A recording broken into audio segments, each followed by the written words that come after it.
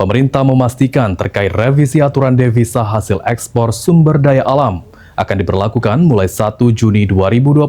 Hal itu disampaikan oleh Menko Perekonomian Airlangga Hartarto di Istana Negara Jakarta pada Selasa 5 Mei. Nanti di sesudah matang nanti kita umumkan. Pemerintah memastikan revisi aturan devisa hasil ekspor sumber daya alam DHE-SDA akan diberlakukan mulai 1 Juni 2026.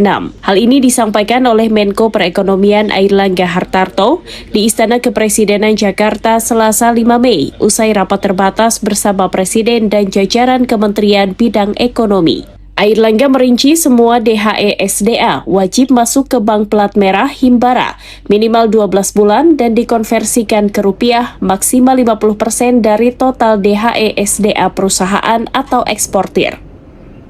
Yang terakhir terkait dengan regulasi devisa hasil ekspor sumber daya alam.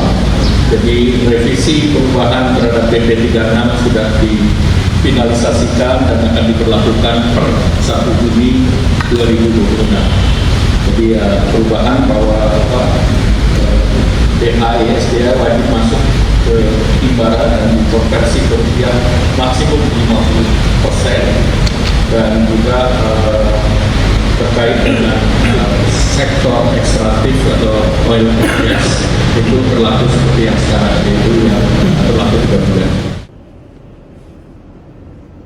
Devisa hasil ekspor sumber daya alam adalah devisa yang dihasilkan dari ekspor barang hasil pengusahaan, pengolahan SDA seperti pertambangan, perkebunan, kehutanan, perikanan. Ketentuan baru tersebut diharapkan dapat meningkatkan cadangan devisa sekaligus menjaga stabilitas nilai tukar rupiah di tengah dinamika global.